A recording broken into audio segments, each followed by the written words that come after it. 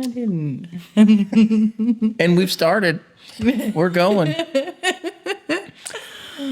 Welcome to Happy Chaos. It is it's the second episode. This is episode 2 of Happy Chaos. This is the podcast where you can win $1 million. Stop! Don't tell people that. I just said you can. I didn't say we're giving it away. I didn't say we were giving it away. I said no. This is where you can. You can't win it here. I promise. We don't have $1 million. If one of you wins $1 million, they're gonna be like, if we didn't win it there, because you're gonna get us in so much trouble. And people think I'm the troublemaker. I'm not the troublemaker. I was just trying to keep them engaged. You know, they're like, when's the $1 million? Yeah, $1 million isn't even as much. There's a house down the road for sale for $1 million. 2 houses down. Yeah, I feel like there was a time in my life when like that was like a mansion, like that you were. Yeah. And yeah, it's no mansion. But people would probably think we got quite the house with. Oh, y'all! 7 you could kids do an living MTV in the house, and they all have their own bedroom except 2 of them. You could do an MTV Cribs here. MTV, you're plugging MTV now. He's the bad one. And he's a pastor. I don't watch MTV Cribs. I've seen it though. Yes. I don't watch it on the regular. I think as teenagers we've all seen it. I don't think it's even around anymore. No. I don't think they have it. Like, is MTV even around anymore? I don't know. Is TV around anymore? We just have services like Netflix and Amazon. People have TV for sure. But I think Shaq has shown his house enough on Cribs. I don't think they need to go see his house again. Okay, anyways, we are way off topic today. Well, okay. I don't know if you guys just dropped off at this point. This has nothing to do with anything. Oh, goodness. I hope not. But it is Happy Chaos. And Happy Chaos. And that today proves Happy Chaos. Do you want to tell them just a quick little brief? Let's tell them, okay, so we're going to talk about faith today. Yeah. And like faith and in loss, like before, like kind of during loss, and then before and during and after loss. And so grief, like faith during grief, we're going to talk about that, and hopefully just be encouraging. I have my pen ready. That's one. If I'm like Kelly's talking and I'm thinking about notes, I'm going to be jotting. You have to say interesting. Oh, I do that all the time. Just mentally. I just mentally write it down. Anyways. But today is why we call this podcast Happy Chaos. Yeah, this is true. We set out today for the Creation Museum. You guys ever heard of that? By the way, if you have not been there, you should totally go check it out. It's so it's just so in depth and I think I always am impressed when I leave the Creation Museum and I feel like there's just such a quality of education about creation science that is there. Mm-hmm. Anyways, there's a plug for that. There's all kinds of plugs happening today. Creation Museum, hit us up. Yeah, they don't. They didn't give us. We have a daughter that's like a month after 11, and they were like, she does not get the kid price. She doesn't get the kid price. I feel like kid price should be 12 and under, but hey, who am I? Seriously. Yeah. Anyways, we set up for the Creation Museum. It's an 1.5-hour drive. We left at 7:30 in the morning, and it's pouring rain. A lot of rain here in It's Kentucky. monsooning here. Yeah. Like floods everywhere. And my son. He followed us. We were in a separate vehicle. Yeah. He wanted to drive separately because, kids are so cool when they get their driver's license. And that's what makes for the chaos kind of thing, right? Yeah. Like we're all trying. It's like the Family Circus trying. Do y'all remember that cartoon? Do you remember that? No. The Family Circus? I don't think so. Oh, man. Yeah. It was newspaper. Yeah, newspaper. Mm-hmm. Yeah, okay. Way back. You got to go way back. Yeah. Anyways, that was before my time. It's like that, leaving the house. It's just, there's just, you get this, I forgot this, I'm running for that. Yeah. Everybody's going everywhere. And so we get in the car at 7:30 in the morning. My son's driving separate. My daughter rides with him. We're behind him. And I saw it. I saw the pothole, and he just creamed this pothole, and it was deep. You could probably you could bury a small pet in that thing. It was I was just saying it was big. It was a big pothole. That's all I'm saying. What would you put in it? I don't know, but it was deep. I mean, when he hit this thing, it was an instant pullover. Yeah, I mean, like there was no, do we have flat tire?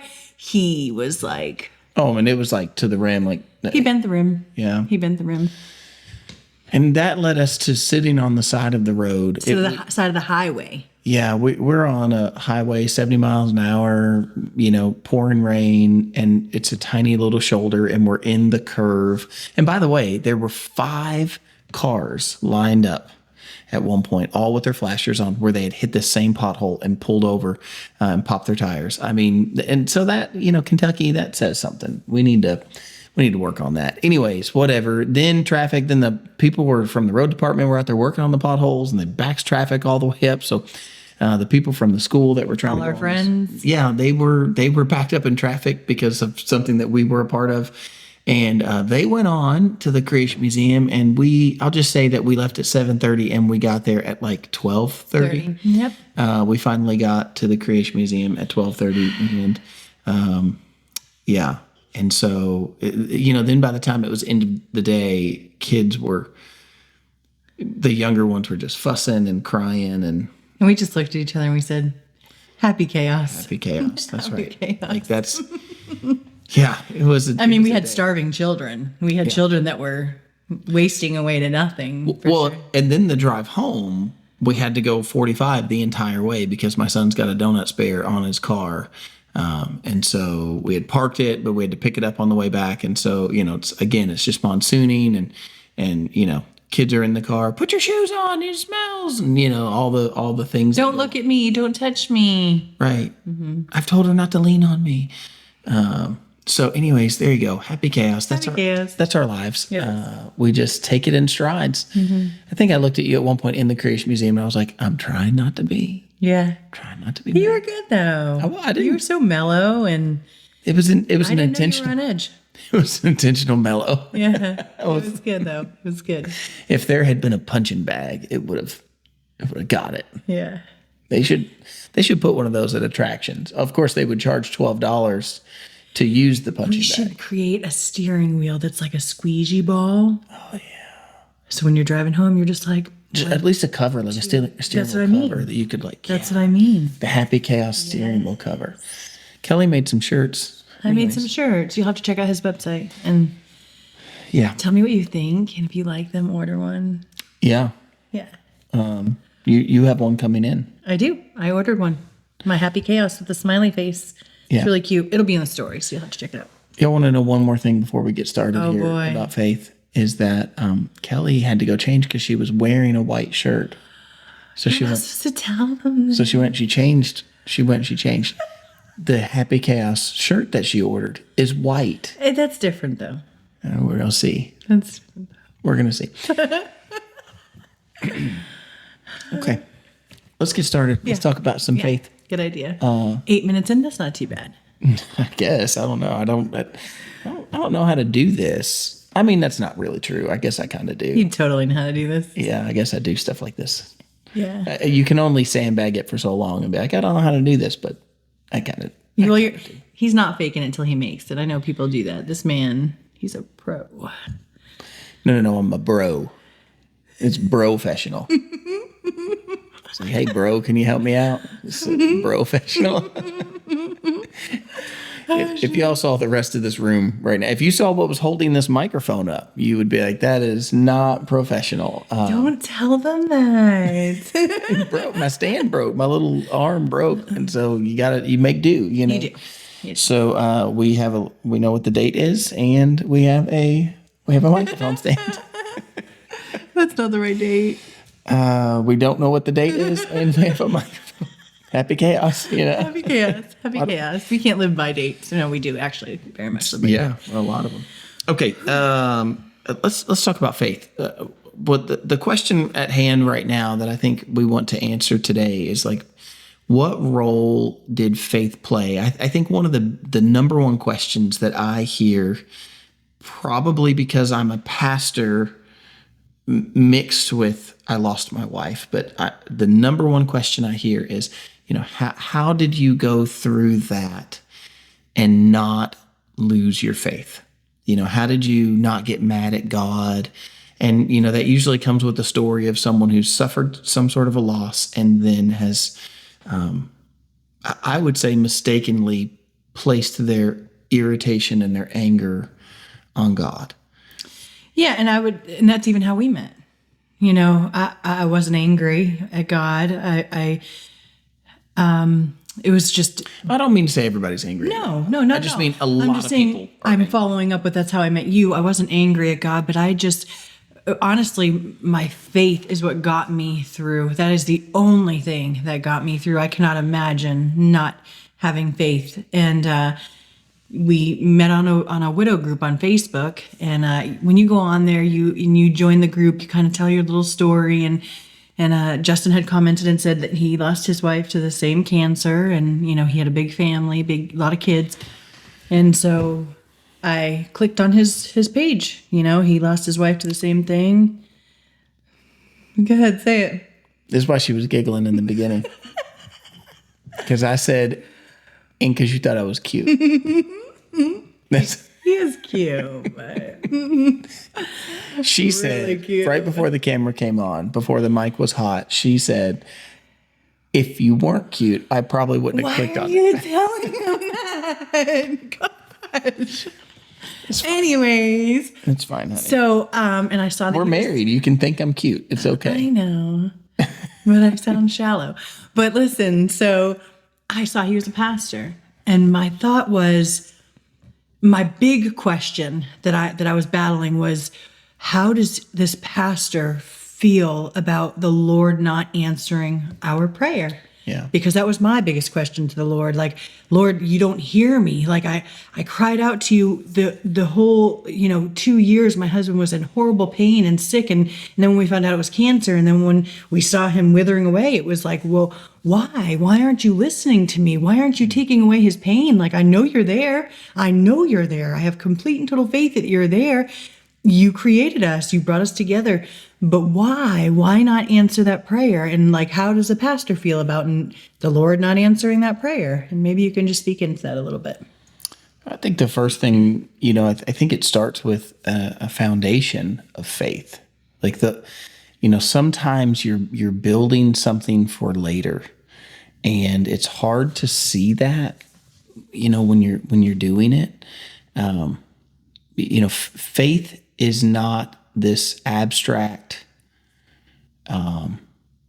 It's not like this abstract thing that, or maybe like not even a thing, like an abstract idea that, that people who, I think there's like this idea that's like, oh, people of faith is like, it's like a coping mechanism, like it's an idea that it helps you to cope or something of that nature. But it's not true. Like, faith is a real thing. Absolutely. And, faith is, as the Bible says, faith is the substance of things hoped for. It's the evidence of things not seen, and it's the substance of things that are hoped for. And so I think that you start with a foundation when the years were good, when Sarah was healthy, when we were young, when we were, fostering children and having our first children, and buying a home and starting a business and all of those things. There were these like gradual steps of faith that were being built in us. And if you don't work on that, if you don't work on your faith, then I think what happens when you get to a place where you get rocked, where your world gets rocked, then your faith is moving with everything else. Right. But if you will have a foundation of faith, so faith isn't something I bring along with everything that I'm doing. Faith is the thing I'm standing on to begin with. Right. And so I'm building on faith and building on faith and building on faith for all of these years. For me and my wife, it was 18 years of building faith, so that when the day came that my world got rocked, my faith was the foundation. And not just like this, like the, what's the movie? High School Musical. the High School Musical, they've got the song and it's like, they sing like, and keep the faith, you know what I'm talking about? That. Yeah. Yeah.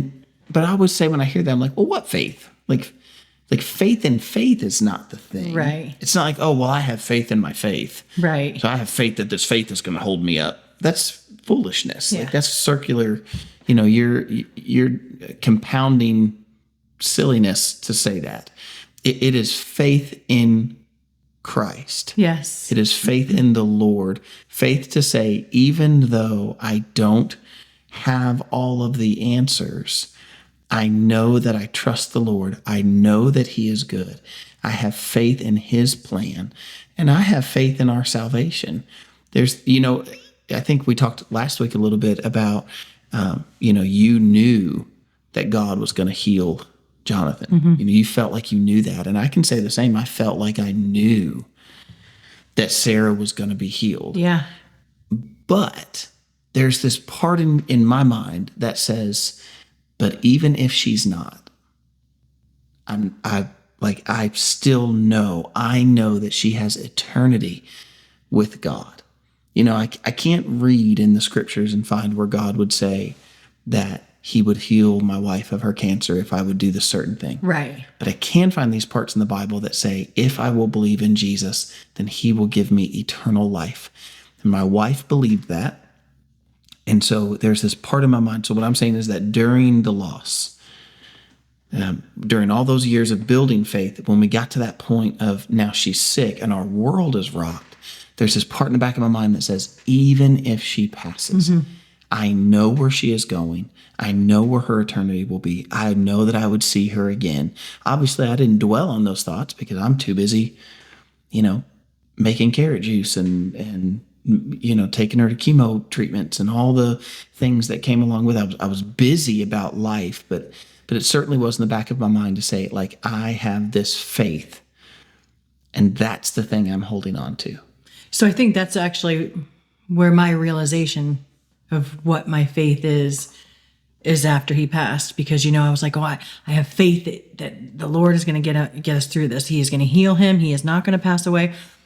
And it was after that, when he did pass away, that I did cry out and I said, Lord, why aren't you listening to me? He passed away, and now look at me. I'm distraught and I'm so sad and I can't stop crying. And Lord, I need you to comfort me right now. And it was like this realization that is my faith. Like, even though I feel, which he didn't ignore me, but even though I feel like he couldn't hear me, I knew he was there.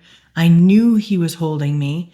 I knew where Jonathan is, and I knew that no matter what, he knows why he took Jonathan.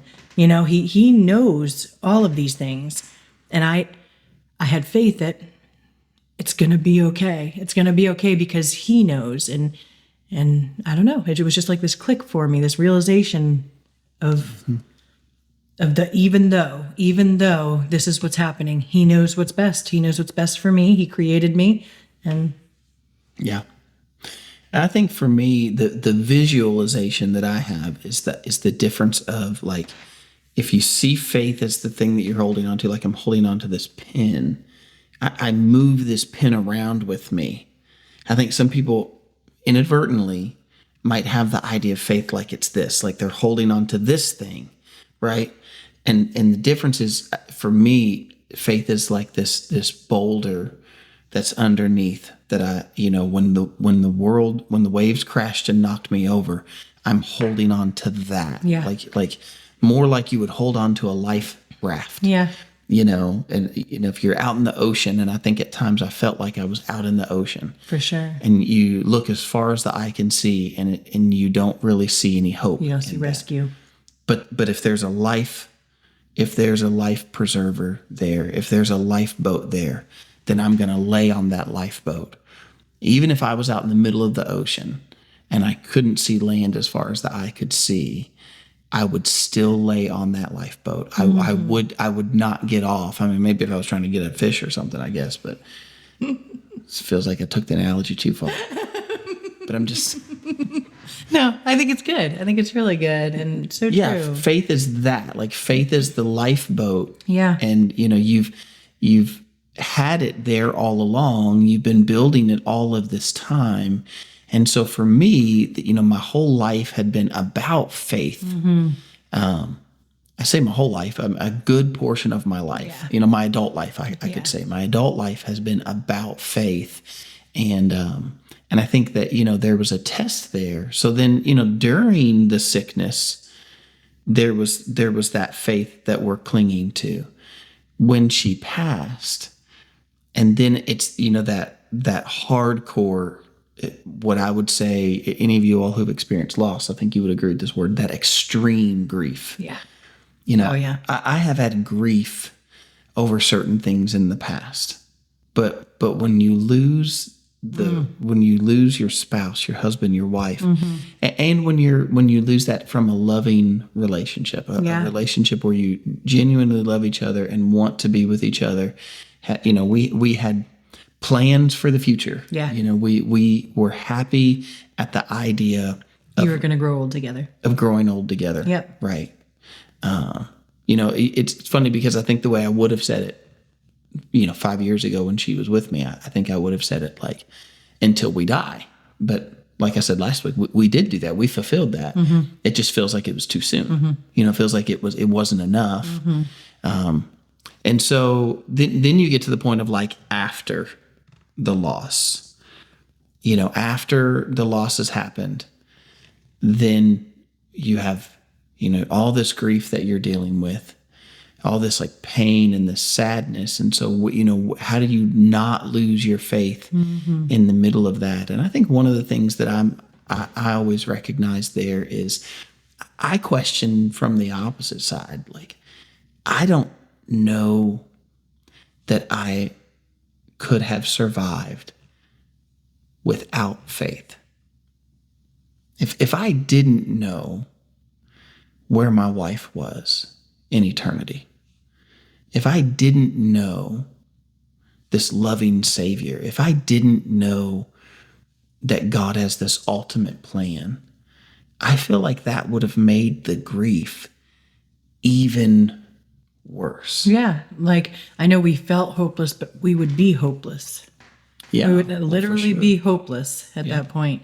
And I feel like for me, like after the loss, I feel like my faith grew 100 times stronger afterwards. It was the only thing I had. Yeah. So I always felt like the Lord made me and my husband for each other. I always used to call us made for each other birds, because it was like the Lord molded us and said, these two are the perfect people for each other, complemented each other in every way. And so living life with him, it was always like, this is it, you're my person and you're my everything. And, to a point where now afterwards, I'm like, did I put my husband before the Lord? And I honestly think I'm definitely guilty of that, of the way I used to view it is, well, Lord, you gave him to me. You gave him to me, and he is like an extension of you. That he's the head of the house. You've built man to be the head of the house and over the wife and to protect. And so I was like, Lord, you gave him to me. Shouldn't I love him to the extent that I love him? But there was a dependency on him instead of a dependency on the Lord. And so after losing him, I realized my eyes need to be on Jesus. He's the only solid, because these things come and go. One day you're going to lose your spouse. You're going to lose your children. You're going to pass away.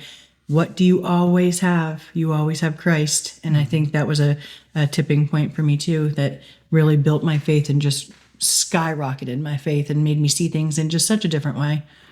And I hear that, but think about something. If I was to say the blank, the size of a mustard seed, the faith. Like Jesus says, if you have the faith of a mustard seed, you can move this mountain. And I think there was probably, I had similar feelings to that. Sarah passed, and I can say this now a little freer than I probably would have said it then. There was a time that I was having these dreams, really super vivid dreams, and Sarah was in those, to the point, and I'm sure we can address this one day on a podcast. Like I question a little bit more, does the Lord let us interact with those people who have passed on in a different way? I think I would have been very dogmatic 5 years ago, 6 years ago, and I would have said, no way, never, no. Like once look at the rich man and Lazarus. The rich man died and went to hell, and he wanted to go back and tell his brothers, and so on and so forth. But I think that the Lord is very real when He says that He comforts the brokenhearted, and He weeps with us, and He is there with us. And so whether or not He allowed me to speak with my wife through dreams, my deceased wife through dreams, wouldn't take away the fact that those dreams were very, very vivid and very, very real to me. And so, but the thing was, like, I started longing. I'm saying that because I started longing for those. And I went through a period where I was praying for those. I'm literally at night praying, Lord, let me talk to her again. Let me see her again. If I could just see her one more time. And that was really difficult for me when I stopped having those. And I actually had a dream, and in the dream, like, should I just describe the dream? Yeah. I don't even know if I should. Yeah. Okay. Well, I haven't thought about this in a minute. It's been a little bit since I've thought about this. I think I've told you this before, but I had this dream, and in the dream there were, when I say levels, I just like imagine being in a room, like there was nothing there. I couldn't make anything out. I'm just in a space, and there's imagine like a shelf, and it goes on forever. Like I can't see the end of it. And Sarah is on the upper, and I'm standing on the lower, and like my chest is like at the other level, and she's up on this other level, and she was correcting me, which she did often. Why don't you do that? And she, it's true. She was kind of like correcting me and questioning me, and I couldn't really give you specifics about that. I don't remember that now. I mean, it was very vivid, and I remember I looked at her and I was like, honey, we're doing good. And I started naming the things that we were doing. Like, I'm keeping up with the chore chart, and the kids are doing well in school, and Phoebe's got A's, and she's wanting to read. She loves reading, and I go get her books, and she's been reading all the time. And Titus is so good with math, and so they're all doing so well in school. And you were cooking, I think you said that. Yeah, and I'm like, and I'm making dinners, and I remember in the dream that she kind of like sat up and she said, "You're right. You're doing good." And she turned around and she walked away. She was like on that upper part, and she turned around and she walked away. And I stopped. Now, I have since had a few dreams, but I will tell you that I think that those were more dreams than what I was having before, whether the Lord was giving me some sort of a vision or whatever. But I'm just telling you that, there was this time period where I'm having these dreams. I remember the first dream I had that I saw her. I am like weeping and hugging her, and she's consoling me, and I'm just weeping on her because I'm so hurt. I was so hurt, and there was so much pain from losing her. And then as time had gone on, and here I'm having this dream, and we're just having this conversation like we would have when we were at the house. I mean, it would have been like on a Saturday if I had loaded the dishwasher incorrectly, right? And she would have been like, "You can't put the cups on the bottom." I was like, "They wash the same." Like it, and if I open it up and they're clean at the end, it was like that type of a conversation that we were having. But it ended those dreams, and I was saying all that to say I started having these feelings of like, okay, Lord, am I doing something wrong? Like, am I putting her on a pedestal where you should be? Like, is it wrong that I'm praying at night because I want to see her in a dream? And even to the point, this is going to sound, y'all can decide to judge me if you want. It doesn't matter. But like, I remember having this feeling of like, like, God, I don't care if it's a dream or a vision or if I'm really talking with her, just let me have it again. Like, I don't care if it's on repeat. Like, just let me have the same one again, you know? And I'm almost like bargaining with God about like how much I want to see her. And anyways, I'm saying all that to say, I started having these feelings of guilt, like I was doing something wrong.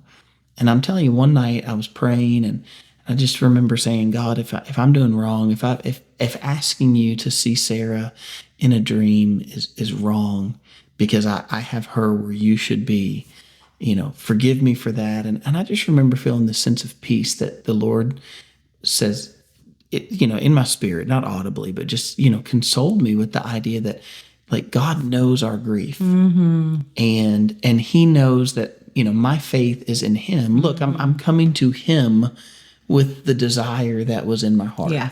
And, you know, since then and coming out of that like extreme grief, I've come to a place I don't, you know, pray to see my late wife anymore. I don't have dreams anymore. I haven't had a dream in a long time. I mean, I've had a dream where she like was an appearance in the dream. Right. But nothing, you know, where we're like communicating and talking and I'm crying on her and she's consoling me or, you know, anything like that.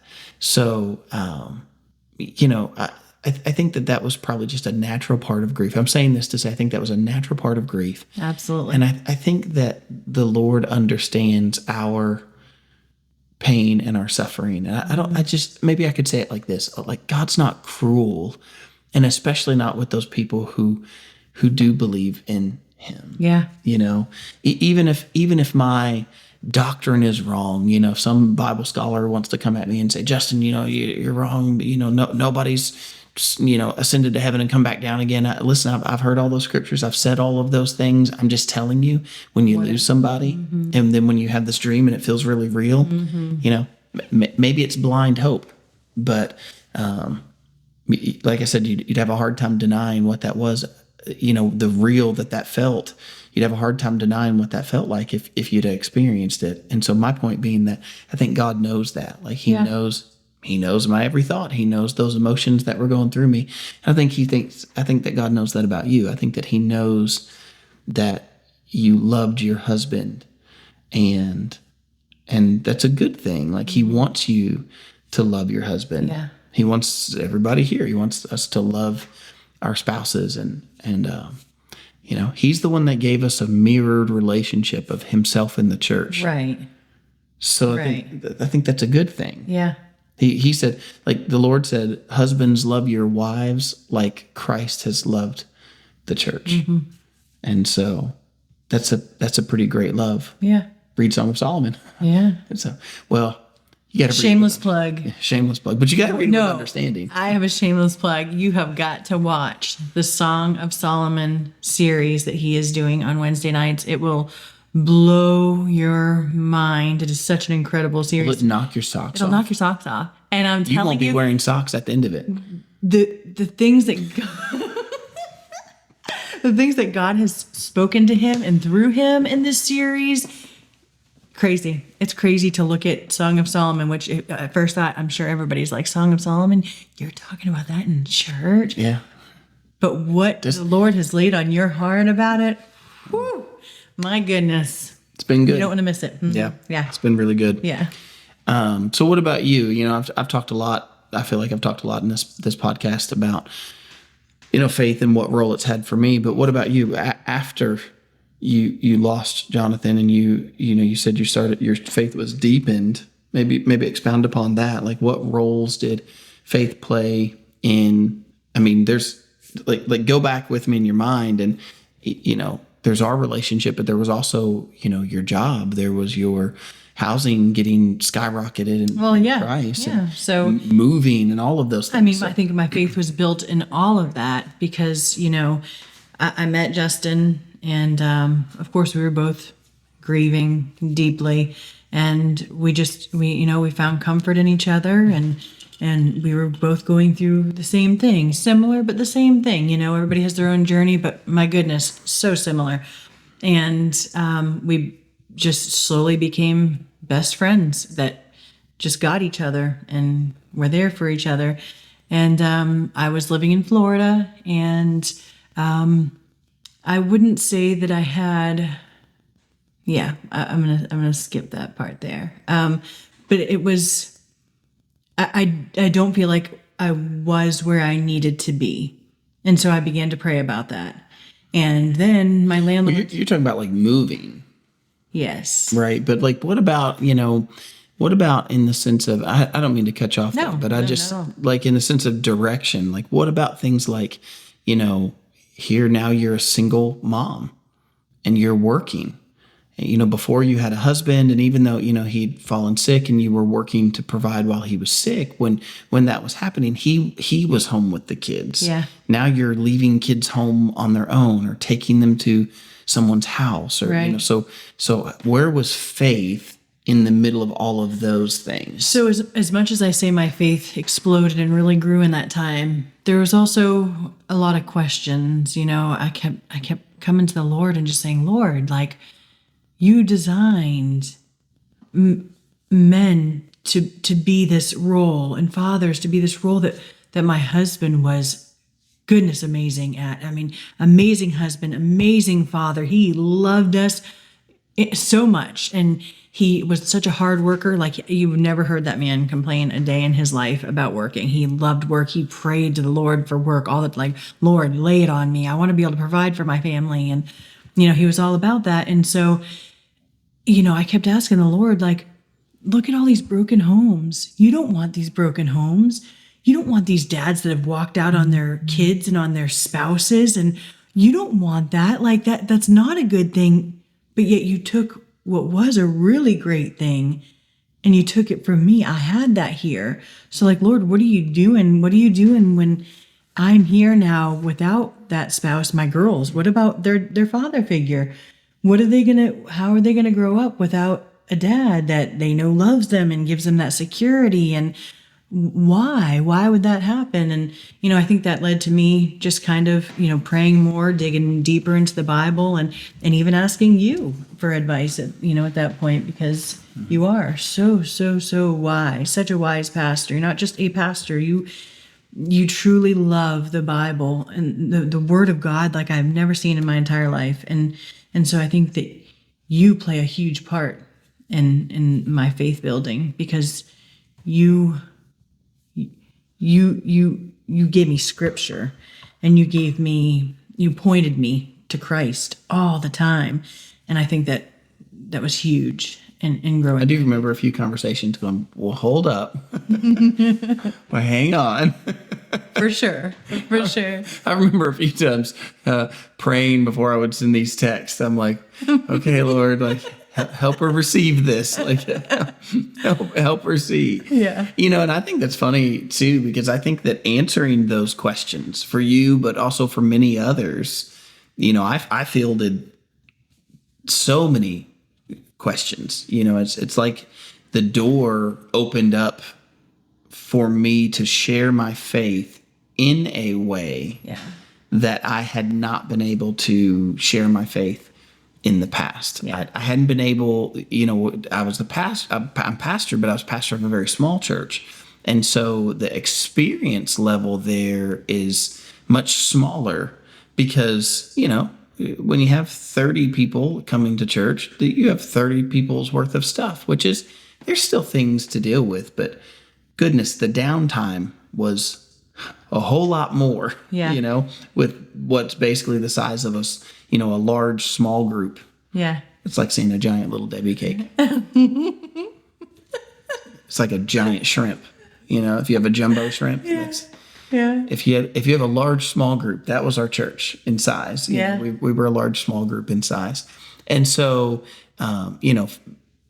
dealing with all those pastoral things, did not have the level of experience that after the church had grown. Yeah. And then even more so, it was like, others who had gone through grief, now there was a shared experience. I think everything from, losing children, losing parents, losing just kind of, I would just say loss in general. It seems like, all of a sudden I'm getting emails and direct messages and lots of opportunity to have that conversation. And I'll be honest with you, there for a while, I didn't really want to have it because I felt like, well, I kind of felt like, the only part that I know, the only thing that I could keep saying is like, this isn't making me want to pull away from God. I want to run to him. Like I just want to, just like I said, like I want to cling to that lifeboat. I want to run to the Father. And so, but I couldn't really articulate why I wanted to run to the Father other than the fact that my faith, I trust him. And so I'm not looking at this and blaming him. I blame cancer. I blame chemo. Yeah. I blame a lot of things, Yeah. but I don't blame God. Yeah. Which, is probably interesting because God is the giver and taker of life. And I think that that's the point that others are trying to get to, is to say, oh, well, but if God's the giver and taker of life, he's the one that gives and he's the one that takes away, then, isn't God the one who orchestrated this? Well, yes, but not without purpose and not without Absolutely. plan. And certainly not within cruelty. God was not looking at me and going, oh, well, Justin, you did X, Y, Z. And because you did X, Y, Z, you did these, you were bad in some way. And so I'm going to take your wife from you. Right. It's not that he was not, my wife's dying was not God's retaliation to me. Right.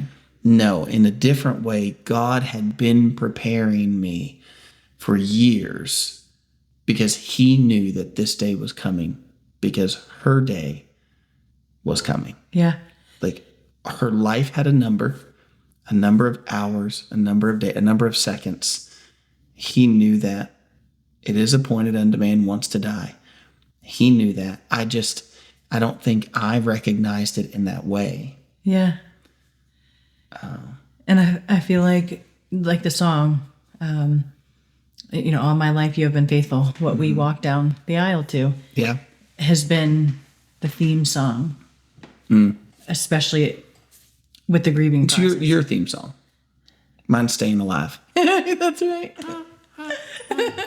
Staying alive. No, but seriously. Too soon? Was that okay? I feel bad saying it after I said it. It was just a joke, though. No, it is just a joke. I don't think there's anything wrong with it. And a lot of people agreed with you, actually, in that reel. Yeah. A lot of people. That's right. But I feel like that is true, though. The song really does speak, And I think that's what helped grow my faith. You say like with a job and being a single mom. And I just kept looking back and saying, Lord, all my life you have been faithful. Nothing has changed. Yeah. You're not going to. His faithfulness hasn't changed. That's what I mean. But my circumstances changed. Yeah, no, that's what I mean. Like you're just as faithful. You're just as faithful. This might be the most devastating thing that I've been through, but you're still faithful. And Right. and that's what I was clinging to, was that, look, you've taken care of me my whole life. You've always been there. You've always like guided me and led me and lifted me up, and nothing that's not going to change. You are here. You are faithful, and you've been faithful my whole life. And I think that, I don't know. Yeah. That's I think for me, answering all those questions for you, for other people, facing that made me, I don't know if just be able to articulate it or maybe even like forced me to look for answers that maybe I otherwise would have just lived in, but not necessarily, sometimes you just know something. And we were talking about this the other day about like I have a 5-speed, I've got this 5-speed truck, and when I drive it, I literally don't think about it, or when I type. Which, by the way, that 5-speed, I drive very well. I know there was a lot of confusion in that reel. Well, you just when you take off, you have. He just says this to be funny, you guys. I promise you, he was. Babe, clear the air for them. I am such a good. I drive that truck like it's nobody's business. I have never I stalled it one time, I think. And that was because I just got done mouthing off and saying, I have never stalled this truck. We were at the drive-in, and I was telling his brother, I said, I have never stalled this truck, please. Boom, boom, I stalled it. And I'm like, oh my gosh, I have never stalled this thing in my life. But that was the one and only time. So I am a master. But anyways, go ahead with your story. I'm sorry. I'm just saying that, like, you go through things, and then you get to the point that you're not thinking about it. And so I think that So like if you ask me what the computer keyboard is, I could not tell you left to right the order of those keys. Like I know QWERTY. That's the only thing I know. QWERTY. I know that one because it's the guy's name. But that's it. Like I couldn't. But I could put my fingers on the home row keys. And they would just go. And I could literally, the sentence I'm saying to you right now, I could type it just Yeah. as fast as I'm talking to you. Yeah. And I can type it, but I don't have it.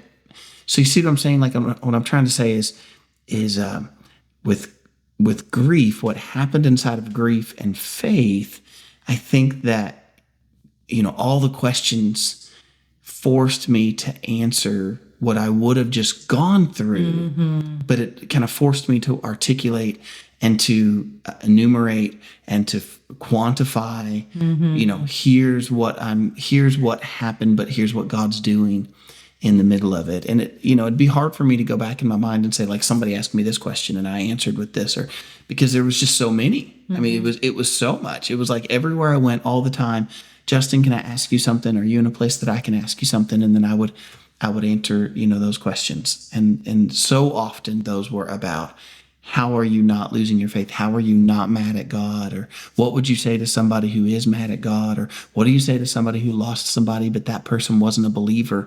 What do you say to that person? Where's their hope? And so, just having to answer all those questions, forced me to really put answers to something that I was living and going through, but maybe wasn't always thinking about what those answers were. Yeah. So, I think that's a great way. I have another kind of question on the table, which is, how has faith shaped your relationship and also your decisions? So now that we've lost someone, and I think we would both agree that we feel like our faith has grown through loss. It's forced our faith to grow. So now when it comes to our relationship or our decisions, like, how do those things look different? And how does faith look different in those things when we make decisions now versus maybe what it was before? That's a good question. You gonna have me answer it? You want me to answer Yeah, I think so. Yeah. And I mean, So I would say get us started.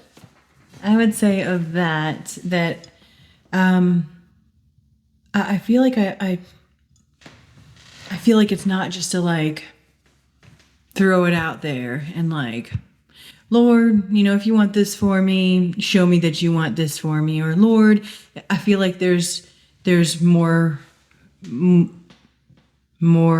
don't know, faith involved in that, and more, my eyes are opened to things like,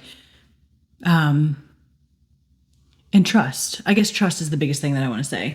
I trust that no matter where he leads me in any decision, you feel like in some, before pre-loss, it would be, there's a disappointment when you don't get something. But I feel like there's not as much of a disappointment now. I feel like he knows. Trust that. Like he knows what he's doing, and it's all for his purpose. Like, just like the loss, you question it and you're upset about it, but you come down to, he knows though. He knows, and it's going to serve a greater purpose to glorify him. And so I feel like kind of that in all decisions, like, what is going to glorify him? Even in marriage, even in our marriage, I look at it like, Lord, I use my marriage to glorify you. Use the story of our lives to glorify you. Use the restoration to glorify you. And so I feel like, I don't know, in relationships and decisions, there's more of a, Lord, I trust what you're doing. Like, I don't ask so much for me. You see what I'm saying? Like, it's not like, well, I want this, Lord. It's more, Lord, what do you want? What do you want in my life? What do you want in my relationships? I think that's valuable to get to that place of saying, like, I think if I was to put my own words to that, I would say like, Lord, I want what you want more than what I want. Exactly. Like faith through loss and faith after loss helps lead us to a place of saying, God, I have to trust what you want more than what I want. That's so, right. I think that the translation of that, I'm always like relating things to maybe something that has nothing to do with it. No, I think you do a good job of doing that. Like I think about back in the day, this is going to sound like a really dumb illustration, but I don't care. I guess I'm already in it. So back in the day, I had a Nintendo 64, and my dad had this old television, and you could not plug the Nintendo 64 into that television because you couldn't go up. You could go down, but you couldn't go up. And so the TV wouldn't receive that plug. Like it just wouldn't work. Like you couldn't do it. Maybe later they maybe made a converter or something, or somebody smart could figure it out. But like the regular average Joe just couldn't go pick up a Nintendo plug and plug it in because the TV just couldn't receive. Yeah. Am I making sense? Kind of what I'm saying there? Yeah. And I think in the same way, like faith in this way works this way. Like if you've gone through some great thing that's caused great faith, like losing a spouse and still having to go forward in life and trust the Lord and his plan. So I've gone through this great thing. So now like going to the level of saying like, oh, well, we got to buy a car, or, what it's like. I mean, I think we've literally looked at each other and been like, we've lived through worse than this. Like, we've been through worse. Like if this is the worst thing that's going to happen today. Exactly. Gives you a completely different perspective. Yeah. And so like it translates down. Yeah. Faith translates down that way, but not necessarily up. If your greatest faith has been, well, when I changed jobs, I had to trust the Lord while I changed jobs. I'm not. That's a brick. That's a brick that gets laid in the foundation. I think the Lord used all those little moments of faith to build up a greater faith, a foundation of faith in me, that when I lost my wife. Yeah. But what I'm saying is when I lost my wife, I think it was an exponential growth of faith to say, I trust the Lord. I mean, I can use a pretty great one in our church. Our church moved into this giant building that's a lot of money that we don't have. Like I regularly admit that like we do not have the money for this building. And I'll tell you, I have not lost a lick of sleep. Yeah. There's never been a day. Now, I mean, I've lost sleep over other things, but I have not lost one lick of sleep over worrying about that building. Because in my mind, I'm like, I've been through worse than that. I mean, if we lost it all, if we lost that building and had to go meet in a tent in a park somewhere, I'd be like, I mean, that stinks. I mean, even the process of getting the church. I remember I was in Florida having conversations with you, and you're like, look at this, just got presented to us. This is how it is. And even through the deals and through the contracts that went back and forth, and you were like, I'm not worried about it. If this is what the Lord wants for us, he's going to give it to us, and nothing's going to stop that. And that's kind of continued throughout the whole journey. I mean, when an electric bill came in and you're like, everybody's like, we can't afford this. I know. You're like, what are you going to, what are you going to do? The Lord's going to provide, and boom, the Lord provides every single time. Yeah. So I feel like that's my answer to my own question there about like decisions. I think I'm at a place of going, hey, look, I do the best that I can. I make the best decision I can make. And then I literally leave it in the Lord's hands. And I'm like, hey, if this is what he wants, it goes through. And if it's not what he wants, it doesn't go through.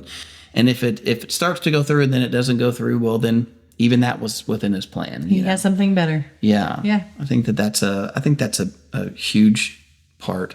I think also something that I would point out just for myself when I was thinking about that before hearing your answer, which I think is a great answer, but I think that, something that was in my head about, decisions after loss, how has like faith shaped making decisions after loss? I think for me, the brevity of life is so real to me now. that things that I feel like, and I know you might feel like you disagree with me a bit, but well, what about other things, especially like us and, being in a relationship. There was that I was for me. There was that. sure. Like I thought, you see all these things and how quickly life moves and how quickly the shortness of life. And yet I'm like, I'm ready. I was ready a long time ago to be married to you.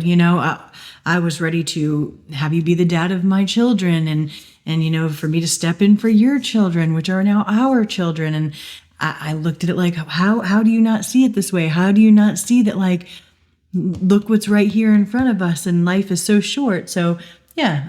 I said I knew you would disagree with part of that with me. Not that you disagree with what I'm saying, but yeah. But I'm saying that when I think about things that I want to do in life, decisions, I'm like, I better do it now.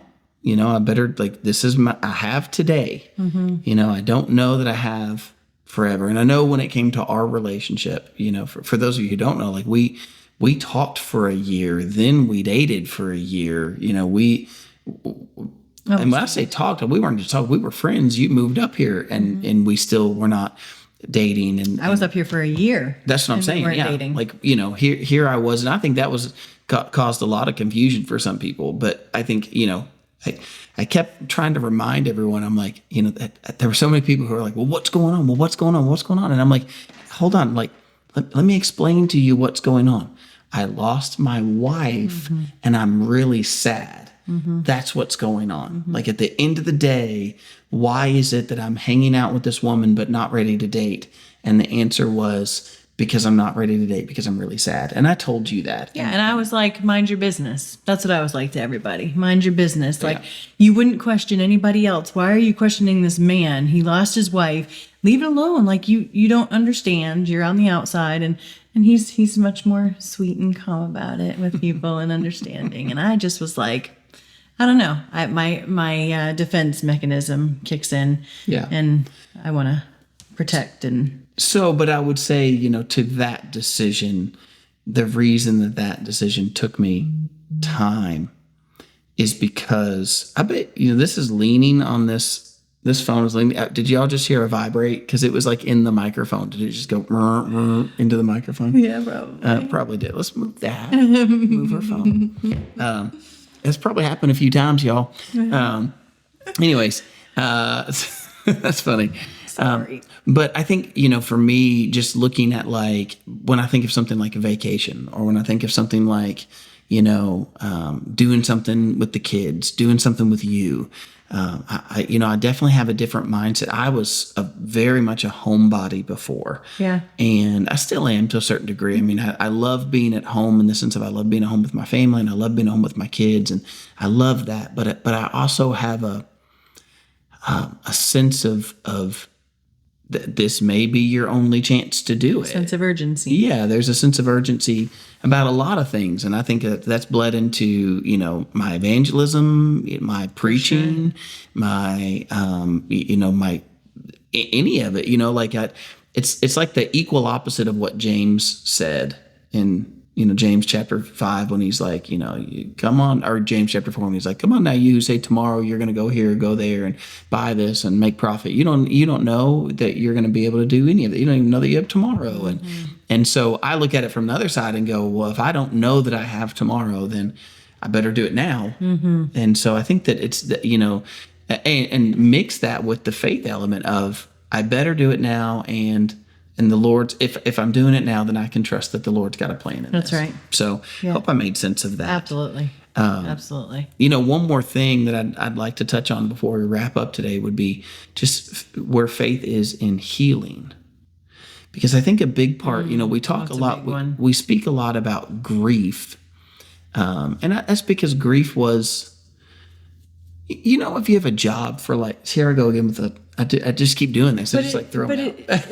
No, but it's good because it connects. Sure. The point. But like when you have a job and you've worked at a place for like 2 years or 3 years, and then that's the thing that you talk about. Yeah. Like you're at the dinner table. You mean like the Chick-fil-A workers in our home? Yeah, our kids that work. Two of our kids that work at Chick, and that's all. Like, first it started out with they always stuck in shop. He was just Chick-fil-A everything. He lives, eats, and breathes it. And then Literally eats it. That's then it. Kaylee starts working there, and then that's all we hear from her. And their lives really do revolve around Chick-fil-A. I mean, there's so much Chick-fil-A talk. At least it's the Lord's chicken. Yeah, that's right. All chickens are the Lord's chicken. That's true. Okay. But anyways. The point I'm trying to get at is I think that, we speak about grief a lot because that was a big pond that we were swimming in for a long time. Can I just stop you for a second, and can you just address the whole considering ourselves a remarried widow and widower? Because I mean, that what you were just talking about kind of rolls right into that also, what we were just talking about the other day. Yeah, I will address that, but I'll address that with a caveat that says, we kind of, some of the things we addressed in the last podcast, people still said it still, they still said the exact same thing that we were like, you shouldn't say that. Like, don't compare sufferings. Then people are like, yeah, but I went through. I know, that's the whole thing. Like, we all suffer. And so I would say that what Kelly's referencing there is that, we regularly hear from lots of, well, I shouldn't say lots, but we hear from several or a few that want to say, you really should stop calling yourselves widows and widowers. Stop living in the past. You need to move on. Stop living in the past. You need to move on. Those sorts of comments. And you're not a widow anymore. You're not a widower anymore. Yes. You need to move on. You're holding on to the past. Right. The fact of the matter is that we have to understand that, first of all, being a widow or a widower is not like you were a drug addict. Right. It's not like we were like, we've shed, like we once were an addict, but now we're not an addict. Yes. And so you're looking at us and going, well, you're not an addict anymore. Yeah. Well, no, I'm not an addict who got rid of something bad. We're people who lost someone that we were married to. Exactly. So because we've been remarried does not take away that portion of our lives. And probably what I would say is one of the biggest things in our life. For sure. The biggest thing we've ever gone through, the biggest forced change that we've ever gone through, and so it's not like we were prisoners who've been set free. And so now it's like, oh, you're not in prison anymore. No, like the love that we had for our spouses and still have. Right. That's what I was getting to. It was like, we didn't go away from that. Exactly. Like, it's not like, oh, well, we loved them, but then they died, so now we don't love them anymore. Right. So it's when someone says, oh, well, you're not a widower anymore. I am. I absolutely am. And if they say to you, you're not a widow anymore, you absolutely are. You're a widow who's been remarried. That's right. But in your life, you had a husband. That husband passed away.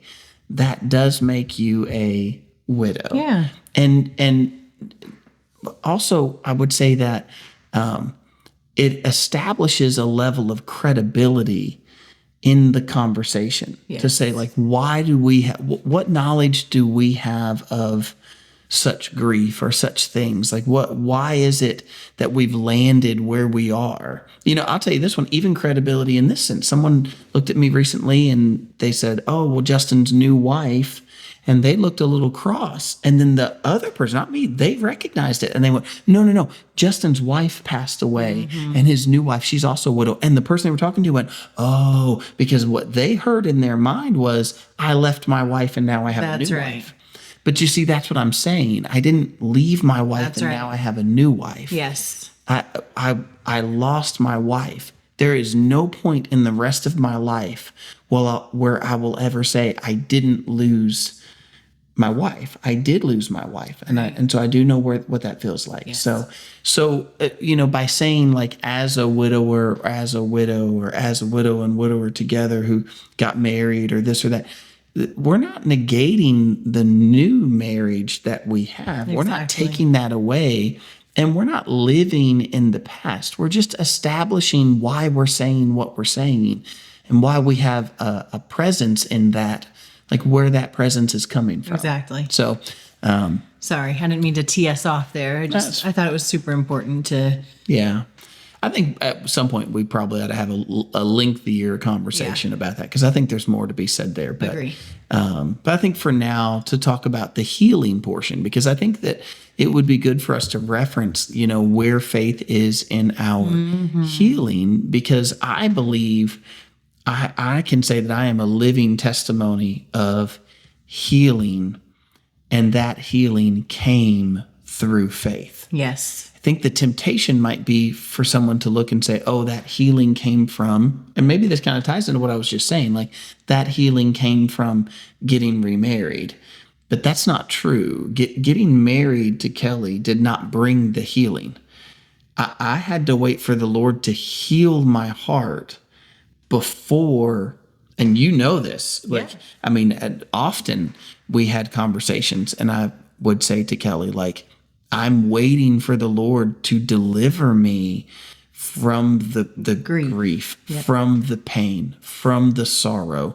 And where I kind of had the flip side of that with people. Yeah. People looked at me and said, well, Justin isn't going to bring your healing. I know you're ready to move on with him, but that you need to grieve first. But what I tried to say to them was, my biggest thing is you have no idea what it feels like to wake up every morning and say to God, why'd you wake me up? I mean, I have children, and so I would rebuke that immediately. And Lord, I want to be here for them. But you have no idea what it feels like to not want to wake up every day, to then meet somebody who's been through exactly what you've been through, and you feel this little glimmer of hope that this person knows, like they know what I'm going through, and they feel what I'm feeling. And so that restored and that deepens a relationship that you have with that person. There's a newfound joy and friendship that leads into, other things. But, people were always coming to me and like, Kelly, you need to allow yourself to grieve. I did grieve. Mm-hmm. I did the best way I know how. And what made me.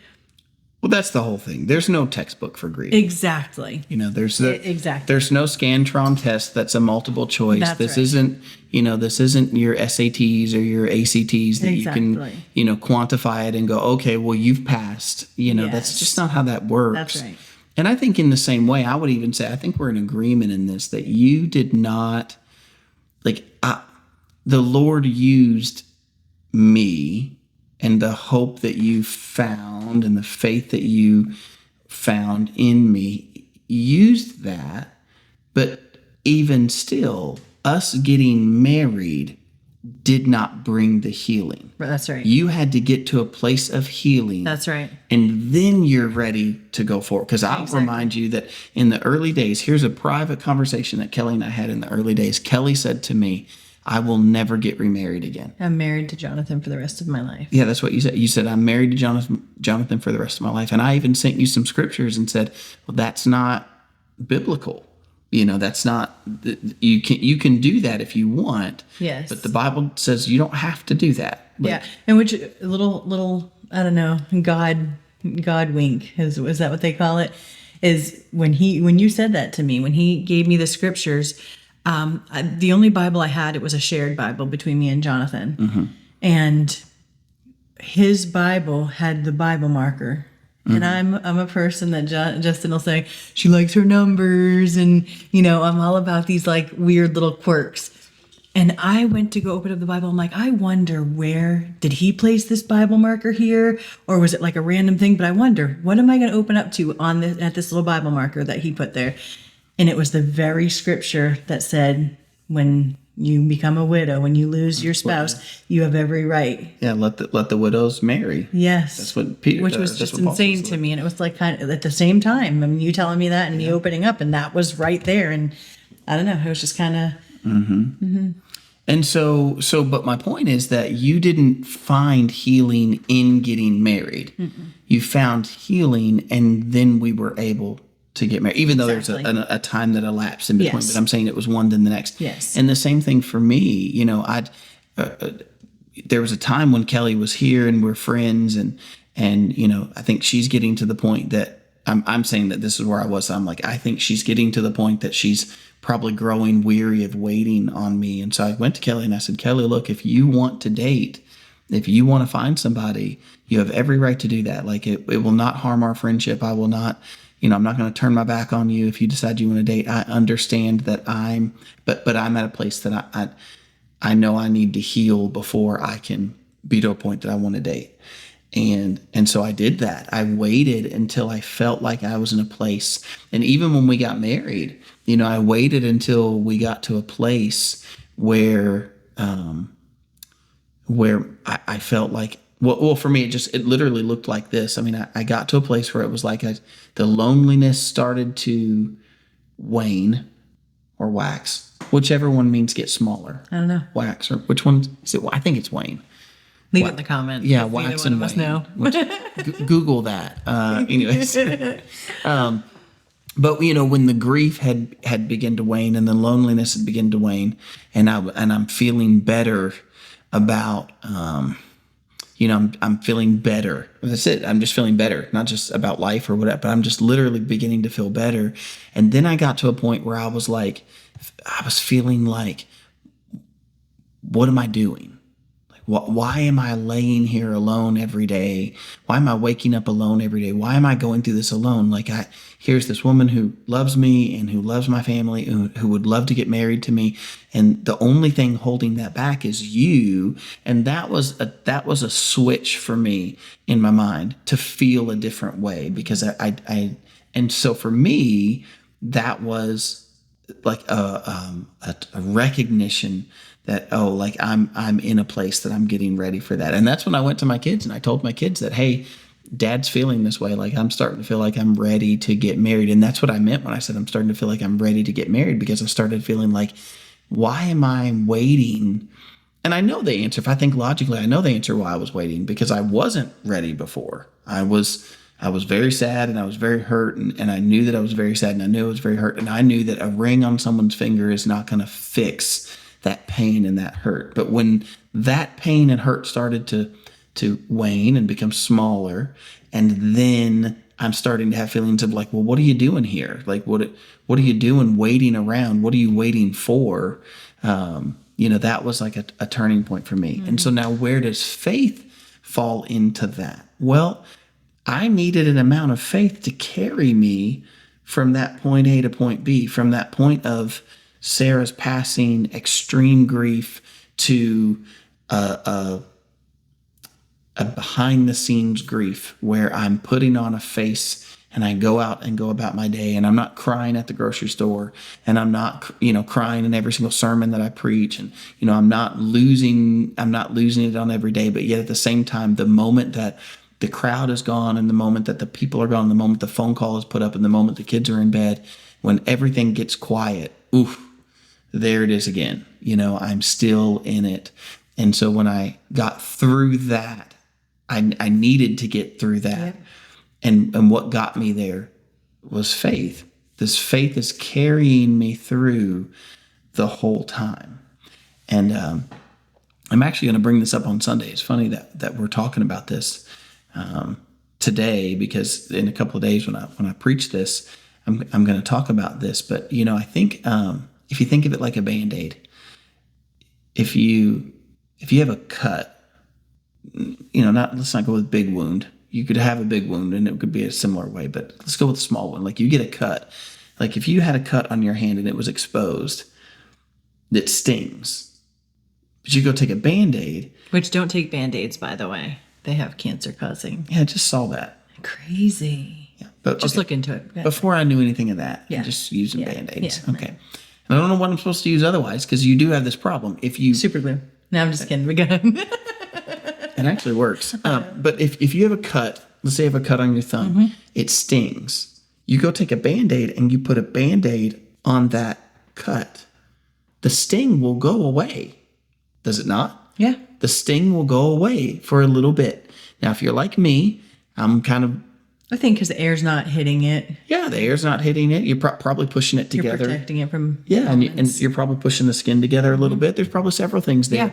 Put a little ointment on it. That ointment softens the blow a little bit, and so that also helps. But then what happens? You wash your hands, And when you wash your hands, the Band-Aid comes off. And so when the Band-Aid comes off, sometimes the Band-Aid will come off. I'm like, I pull it off of there. And then all of a sudden I'm doing something else. And, it stings me. And I'm like, oh, man, I forgot I had that cut. Or maybe reopen it or whatever. And so what do? You got to go get a Band-Aid. You got to go put another Band-Aid on it. Now, if I was to say I already put a Band-Aid on and look, it stings again, that would be foolish. Because you'd look at me and be like, just go get another Band-Aid. The reason the Band-Aid came off is because you washed your hands or you took a shower, you were working with something, the Band-Aid came off. That's why the Band-Aid came off. But the Band-Aid still works, right? Like the Band-Aid works, and it worked while it was on. Something caused it to come off, and now it stings again. So I'm not going to blame the new sting on the Band-Aid and be like, well, the Band-Aid doesn't work. I go put another Band-Aid on. That I think that to a point, like faith, I'm going to reference that with prayer in my sermon, but my point is like faith is like that Band-Aid. I'm not going to blame my faith for the sting coming back. My faith is the same thing that helps the sting go away for a little bit. And yeah, other things reopen that wound. And things happen that cause that to come off for a little bit, and the sting comes back. And so what do? I want to rewrap that thing back up with faith. That's the point of where faith is in our healing. Gosh, yeah, that's good. And then what happens? After a time, the Band-Aid's been on, and the Band-Aid comes off, it stings, you put another Band-Aid on, and then it shortens, like the amount of time that you need that Band-Aid shortens and shortens until all of a sudden you're healed. Yeah, you're healed. Then the healing is there. So did the Band-Aid play a part in the healing? Yes. So does faith, does prayer play a part in our healing? A huge part. Oh, yeah. And you can't say that just because it wasn't like this immediate, like, oh, well, I'm over it tomorrow. Yeah. That faith didn't work or prayer didn't work. No, it certainly did. It did the job at the time that the Lord needed. I think that's beautiful. So, faith plays a huge role in our healing journey. And I believe faith is the thing that helps us to heal what I would say, I wanted to say completely, but that feels wrong. No, because I feel like the perfect way to put it is it heals it, right? But there's still a scar. Yeah, sure. Especially when it's a deep wound. Yeah. There's still a scar. You know, you didn't just scrape your knee and then that's it. It was a deep cut. The deeper you cut, yeah, sure. The sting goes away. You don't need a Band-Aid every day, but the mark can still be there. Yes. And I think that's it. Well, there you go. There's that mark. There's that widowhood mark. Yes. Like, we've been marked with that. Absolutely. That scar is never going to go away. Yes. And even if we tried to pretend that it wasn't there, it would still be there. Absolutely. So, it's funny because even within all of that being said, like I've got this video that's got a couple million views. It's just me driving my truck, and I put the question on there, which is a real question. Do you still get sad even though you're remarried? A widow who's been remarried, a widower who's been remarried, do you still get sad? And the answer is yes. There are still times when I made that video, I'm kind of in my head, I'm in a moment because that was the passing of my wife. That was, the day that she had passed, March the 5th. And so I was, in my head in a big way. And so it's a real question. Do you still get sad even though now I've been remarried? And yes, our marriage has not completely gotten rid of that. Yeah. That scar. That scar is still there. That scar tissue is still there. Yep. So I don't live in a place of sadness and depression, but it still comes on. For sure. And that doesn't mean that I haven't been healed. Exactly. Because I have been healed. Exactly. So I think the word I would use there would be thoroughly. Like, maybe not necessarily, things are not the way they used to be. Yeah. But the wound is definitely closed up. It's not just sewn up, it's closed up. Yes. It's not the same wound. Like my crooked finger. Yeah. I broke my finger and it's healed. It's completely healed. There's nothing, but it's crooked. Yeah. It's always going to be crooked. It's marked. But it's functioning. It functions just the way it needs to function. Yeah. But there's that. Yeah. Well, goodness gracious. We've been talking for an hour and 18 minutes. Oh. Yeah, we should probably wrap this thing up. Yeah, we should. But we have so much more to come. So much more to come. We have a list. We have a list. We have some really great things to talk about with people. And, we also want to open it up to questions. If people have got questions, shoot us some. We'll talk we're about listening to you guys. We appreciate you all coming along. Goodness, that first video just got all kinds of attention, and we appreciate you guys leaving comments. You guys are amazing. Seriously. Yeah, we love it. So keep them coming. Leave us a comment down below. You can chime in on all this, and we're loving hearing from you guys. And maybe next week in the episode, Kelly will have her new shirt on. I hope so. I hope it comes here. If she doesn't change. I might change. I change a lot because I changed my mind. But yeah, I hope it's here and I hope I can wear it. And I just want to say too that, I've had so many people say that my laugh is healing them, that my laugh is contagious. Y'all are healing me by saying those things, because just to know, I questioned, I'll be brief, but I questioned, after Jonathan passed, where's the glory going to go? And how is my story? And I would look at you and I'm like, your church is growing.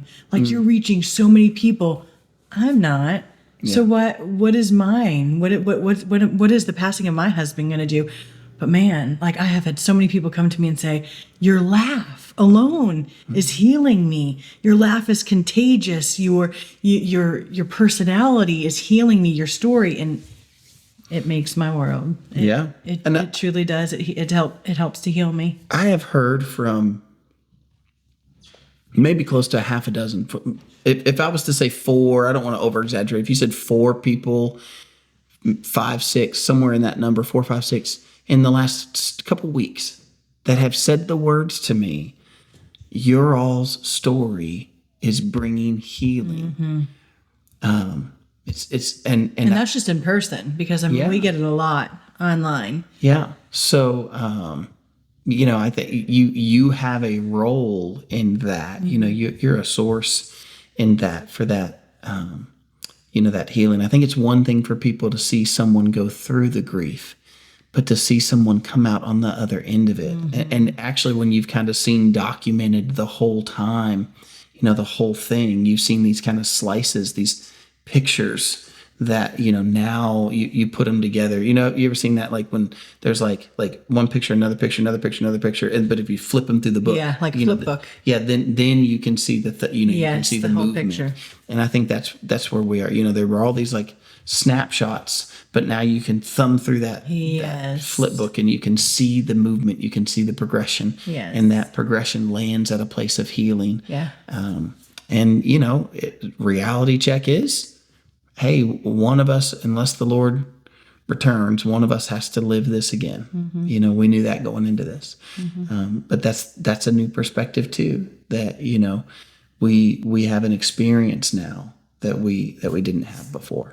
So, well, goodness, I'm going to wrap us up. Yes. Because we still have to go work out. Yes, we do. So we have got lots to do. All right. Well, 10:14. Let's do it. Oh, man. Maybe we just go to bed. All right, y'all. Thanks for coming along. We love you. We love you. We love you. Happy chaos. We're gonna Happy chaos. Signing out. It doesn't feel like chaos when you're in the podcast, but I promise you, in the morning it's gonna be chaos. It is chaos. So, all right. See you guys.